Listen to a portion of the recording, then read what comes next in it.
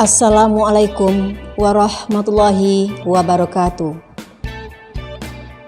Selamat datang siswa-siswi SMP kelas 7 pada pembelajaran seni budaya dengan episode seni tari. Bersama saya, Ibu Refdawati SPD, yang saat ini menjadi guru di SMP Negeri 5 Batu Sangkar. Tujuan pembelajaran seni tari kita pada hari ini adalah dengan mempelajari materi seni tari ini, siswa diharapkan dapat mengapresiasi dan berkreasi seni tari.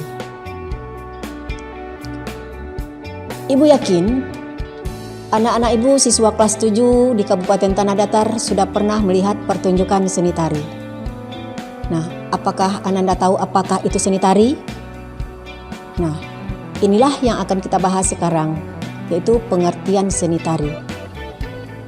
Kita akan membahas pengertian seni tari yang pertama menurut para ahli dari dalam negeri. 1. Menurut Sudarsono.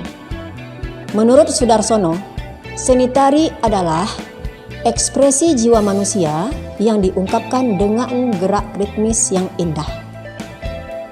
2. Menurut Raden Mas Wisnuwardana, tari adalah ekspresi gerak dengan media tubuh manusia. 3. Menurut Dr. Andus S. Humardani, yang dikenal dengan nama sehari-hari adalah Pak Don. Menurut Dr. Andus S. Humardani, tari adalah ungkapan bentuk-bentuk gerak ekspresif yang indah dan ritmis. Nah, sekarang kita lihat pengertian seni tari menurut para ahli dari luar negeri. 1. Menurut Lamery yang berasal dari Inggris, tari adalah gerak-gerak yang diberi bentuk dan ritmis dari badan di dalam ruang. 2. Menurut Kamaladevi Kattopadhyaya, berasal dari India, dia mengatakan bahwa tari adalah gerakan-gerakan luar yang ritmis dan lama-kelamaan mengarah kepada bentuk-bentuk tertentu. 3. Menurut John Martin. Menurut John Martin, tari adalah perwujudan suatu tekanan emosi dalam bentuk gerak tubuh. Nah, dari beberapa pendapat para ahli tadi, bisa kita simpulkan bahwa pengertian seni tari secara umum adalah ungkapan perasaan manusia yang dilahirkan melalui gerak-gerak yang indah. Berikut kita lanjutkan jenis-jenis seni tari. Jenis-jenis seni tari ini berdasarkan sifat dan sejarahnya. Seni tari itu dapat kita bedakan menjadi 2. 1. Tari tradisional. Yang kedua adalah tari kreasi. Tari tradisional ini juga bisa kita bedakan menjadi 2 kelompok. A. Tari tradisional klasik. Tari tradisional klasik adalah tari yang berkembang di kalangan masyarakat bangsawan atau masyarakat dalam kerajaan. B. Tari tradisional kerakyatan. Tari tradisional kerakyatan ini berkembang di kalangan masyarakat biasa. 2. Tari kreasi. Tari kreasi yaitu bentuk garapan gerak tari baru, baik yang masih berpijak pada nilai-nilai tradisional ataupun yang sudah terlepas dari nilai-nilai tradisional itu sendiri. Kita lanjutkan jenis-jenis seni tari berdasarkan bentuk penyajiannya. Nah, yang kedua ini berdasarkan bentuk penyajiannya. Nah, ditinjau dari bentuk penyajiannya, seni tari itu kita bedakan menjadi 3. 1 disebut dengan tari tunggal. Tari tunggal adalah tari yang dibawakan oleh satu orang penari. Contohnya yang berasal dari Sumatera Barat yaitu tari Barajui. 2. Tari berpasangan. Tari berpasangan adalah tari yang dibawakan oleh 2 orang penari atau lebih secara berpasangan, baik laki-laki dengan perempuan, perempuan sesama perempuan, ataupun laki-laki sesama laki-laki dengan gerak yang berpasangan. 3. Tari kelompok. Tari kelompok adalah bentuk penyajian tari yang dimainkan atau yang dibawakan oleh 3 orang penari atau lebih. Contohnya tari rantak, tari panen. Nah, itu jenis-jenis seni tari berdasarkan koreografinya atau bentuk penyajiannya. Sekarang kita lanjutkan fungsi seni tari. Bagaimana pula fungsi seni tari di dalam kehidupan masyarakat? Nah, di sini dalam kehidupan kita lihat fungsi seni tari yang pertama adalah sebagai sarana upacara adat dan religi. Yang kedua, sebagai media pendidikan. Yang ketiga, sebagai seni pertunjukan. Seni tari berkembang sesuai dengan kebutuhan sosial sehingga mempunyai fungsi yang lebih penting dalam kehidupan bermasyarakat. Sebagai sarana upacara adat dan religi, berbagai upacara yang berkaitan dengan peperangan, pergantian musim, saat tanam dan panen, kelahiran, bahkan saat kematian memiliki tarian-tarian tersendiri. Tari di sini bersifat sakral dengan unsur pemujaan kepada alam dan penguasanya. Yang kedua, sebagai seni pertunjukan. Di sini seni tari berfungsi untuk menghibur masyarakat luas. Di sini jugalah para seniman tari dapat berkembang, karena para seniman tari bisa berkreativitas untuk menciptakan tari sebagai sarana pertunjukan resmi yang disusun dan direncanakan secara matang untuk dipertunjukkan. Contohnya tari yang dibuat untuk festival. Yang ketiga, sebagai media pendidikan. Seni tari dalam media pendidikan dapat berbentuk atau membentuk keseimbangan emosi, membentuk keterampilan dan budi pekerti, seperti membina kerjasama dalam kelompok, berpenampilan santun dan toleransi. Fungsi inilah yang kemudian melahirkan sanggar-sanggar. Dengan mempelajari seni tari, kita bisa mengetahui jenis-jenis seni tari daerah lain, daerah kita sendiri, negara kita, serta mengembangkan rasa memiliki, menghargai budaya bangsa, sehingga dapat turut melestarikannya. Nah, sekarang kita masuk lagi unsur-unsur seni tari. Nah, unsur seni tari itu ada unsur utama dan ada unsur penunjang. Yang mana yang dikatakan unsur utama dan yang mana pula yang dikatakan unsur penunjang. Nah, sebagai unsur utama di dalam seni tari adalah gerak. Gerak dalam seni tari itu memiliki elemen-elemen yang terdiri dari beberapa elemen. Yang pertama disebut dengan ruang. Ruang di dalam tari juga ada pembedaannya. Yang pertama ada ruang gerak. Yang kedua ada ruang tempat kita menari. Nah, ruang gerak dengan ruang tempat kita menari itu berbeda. Nah, kita lihat ruang gerak. Jika kamu melakukan gerakan di tempat tanpa berdiri, berarti melakukan gerak di ruang pribadi. Sedangkan jika kamu bergerak berpindah tempat, maka kamu melakukan gerak di ruang umum. Gerak di dalam ruang dapat dilakukan sendiri, dapat dilakukan berpasangan, atau juga dapat dilakukan secara berkelompok. Dalam ruang gerak ini nanti akan muncul yaitu yang disebut dengan istilah volume. Ini akan muncul jika kita membuat sebuah gerak. Nah, yaitunya gerak tari. Nah, volume yaitu besar kecilnya ruang gerak yang kita buat pada saat kita melakukan gerak tari. Volume ini ada volume kecil, ada volume sedang, ada volume yang besar. Nah, itu akan tergantung lagi pada si pencipta tari atau si pencipta gerak itu sendiri. Yang kedua ada level. Level yaitu tingkatan gerak. Tingkatan gerak di dalam tari juga ada 3.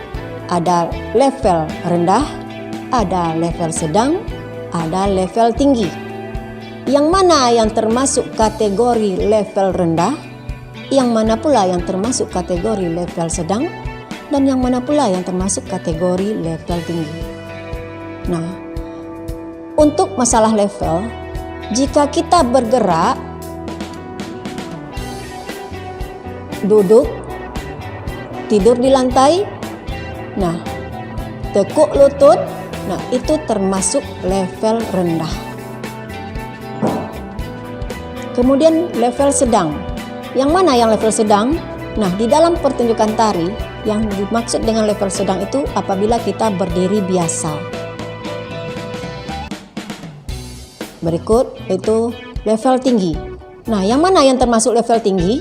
Level tinggi apabila kita berdiri jinjit, melompat, atau melayang. Nah, itu termasuk ke dalam level tinggi.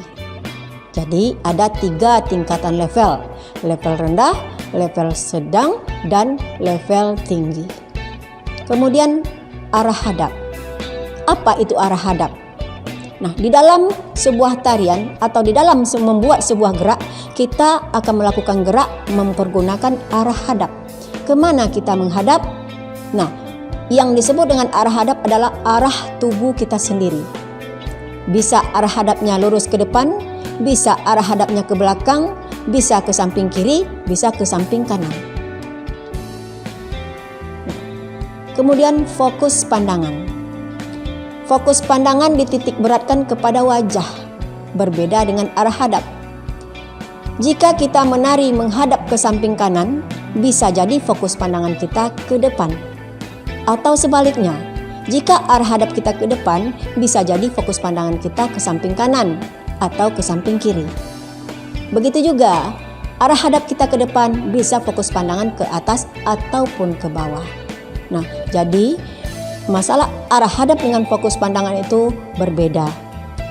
Nah, kemudian di dalam membuat sebuah gerak tari, keempat unsur ini akan dilakukan dalam waktu yang bersamaan. Nah, ini nanti akan terlihat dari kreativitas si pembuat gerak tari itu sendiri.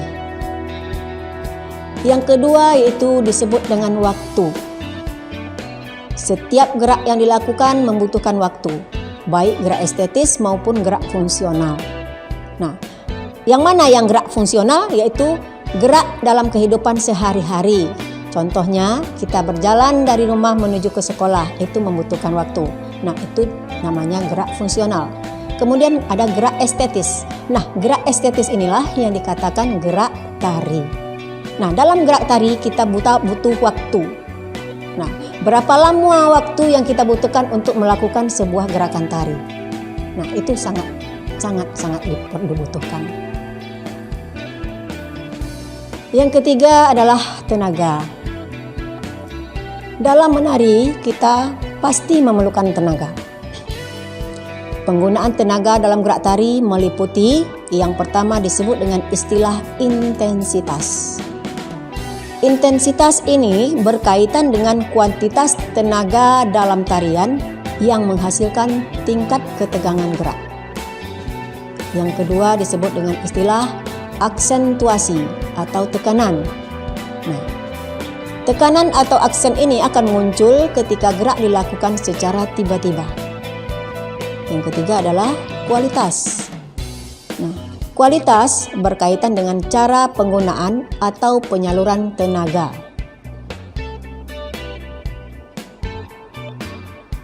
Demikianlah unsur-unsur utama di dalam seni tari. Kemudian kita masuk lagi unsur-unsur penunjang. Apa sajakah yang termasuk unsur penunjang dalam pertunjukan tari? Nah, Yang pertama yang termasuk unsur penunjang dalam pertunjukan seni tari adalah musik iringan tari. Dalam seni tari, musik merupakan salah satu dukungan besar bagi ekspresi seni dalam hampir setiap tarian. Di samping itu, musik juga berfungsi sebagai pengiring atau memberi kerangka satuan waktu dan tempo dalam setiap karya, baik tari klasik ataupun tari kreasi baru. Iringan yang biasa dilakukan atau yang biasa dibuat oleh para pencipta-pencipta tari bisa berbentuk musik instrumental ataupun musik vokal. Yang kedua, tata rias dan tata busana. Tata rias wajah yang menambahkan beragam sentuhan warna dan bentuk pada wajah para penari, di samping berfungsi memperindah, juga memberi gambaran watak atau sifat tokoh yang ditampilkan oleh penari tersebut. Tata busana. Nah, tata busana tari diusahakan untuk mendukung upaya pengejawatan atau karakter tokoh yang hendak ditampilkan. Hal ini berlaku dalam seni tari tradisional ataupun tari kreasi baru. Yang ketiga adalah properti. Yang dikatakan properti dalam pertunjukan tari yaitu alat-alat yang digunakan dalam menari untuk mendukung sebuah pertunjukan seni tari. Contohnya, piring, payung, selendang, sapu tangan, pedang, dan lain-lainnya. Yang keempat yaitu tempat pertunjukan atau panggung, atau sering juga disebut dengan istilah pentas. Ada 3 jenis panggung atau pentas yang dapat kita gunakan dalam pertunjukan seni tari. Yang pertama yaitu panggung atau pentas proscenium.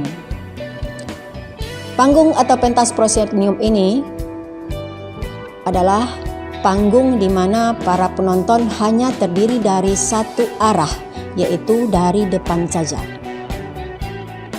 Yang kedua, panggung atau pentas tapal kuda. Panggung atau pentas tapal kuda ini penontonnya terdiri dari 3 arah, dari samping kanan, dari depan, dan dari samping kiri. Yang ketiga yaitu panggung atau pentas arena.